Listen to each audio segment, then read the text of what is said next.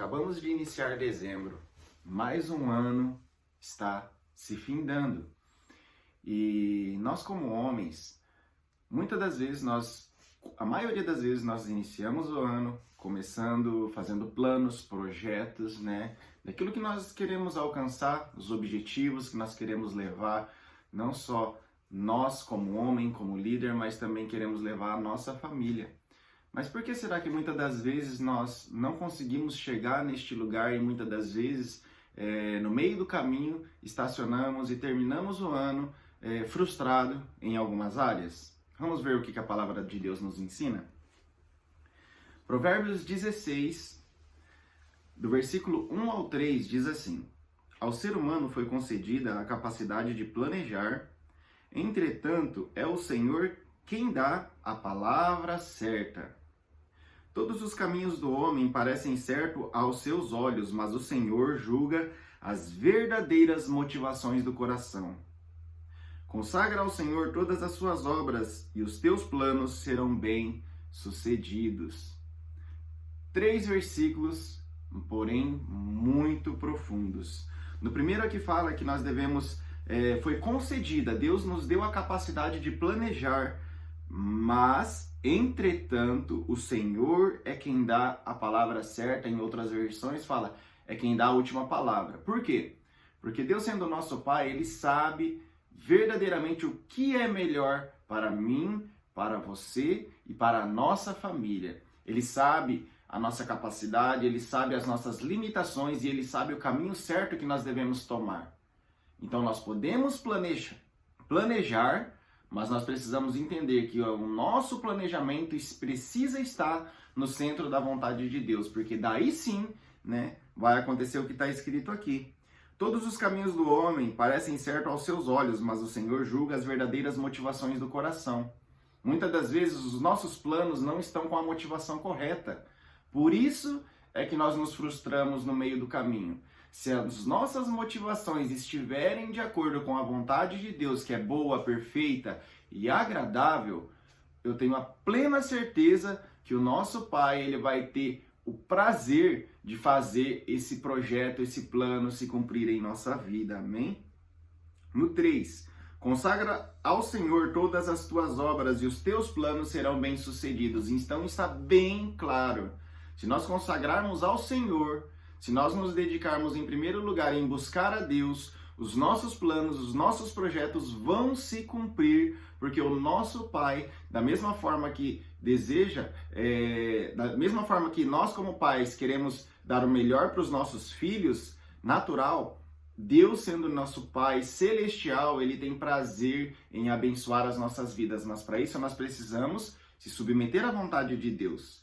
E aí entra aquilo que está escrito em Gálatas, capítulo 5, 19 ao 21, as obras da carne, os pecados, aquilo que é o orgulho, soberba, e várias coisas que desagradam ao Senhor. E isso, muitas das vezes, nos atrapalha e nos impede de alcançar aquilo que Deus tem para as nossas vidas. No mesmo capítulo, Provérbios 16, 18, diz assim: A soberba precede a ruína, o espírito arrogante vem antes da queda. Então a arrogância, a altivez, o orgulho, se nós tivermos isso, vamos nos decepcionar, vamos nos frustrar, porque não vai dar certo aquilo que nós estamos querendo, certo? Continuando no mesmo capítulo, diz assim, Provérbios 16, 22 ao 25, O entendimento é fonte de vida para aqueles que o possuem, mas a insensatez traz castigo aos tolos. O coração do sábio ministra a sua boca, e seus lábios são hábeis para o ensino. As palavras agradáveis são como um favo de mel, são doces para a alma e revigoram a saúde e a alegria de viver. Há caminhos que parecem certos ao ser humano, contudo, no final, conduzem à morte, Então nós precisamos ter sabedoria, precisamos ter insensatez, que nós só encontramos na palavra de Deus, porque nos nossos olhos naturais, no 25 está falando, há caminhos que parecem certos ao ser humano, contudo, ao final, conduzem à morte. Deus não quer que nós venhamos tomar o trilho, a direção que vai nos conduzir à morte. A palavra de Deus fala que o o ladrão ele veio para roubar, matar e destruir, mas Jesus ele veio para que nós tivéssemos vida e vida em abundância através da obediência à palavra de Deus.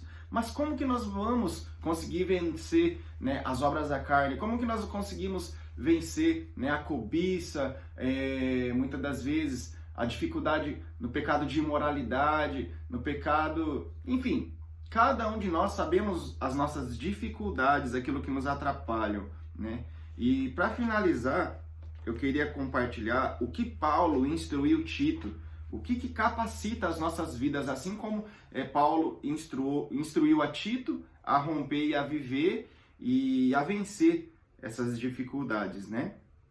Em Tito capítulo 2, versículo 11 e 12 diz assim: portanto, a graça de Deus se manifestou salvadora para todas as pessoas. Através da graça foi manifesto o privilégio de sermos salvos. No versículo 12, para terminar, ela nos orienta a renunciar à impiedade, e esse orienta também em outras versões fala nos educa, né?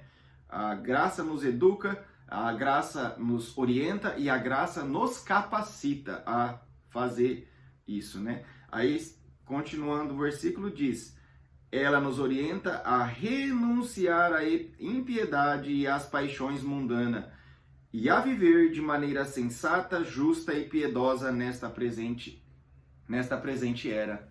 Então, o que Paulo está dizendo para Tito e está dizendo para nós como igreja hoje?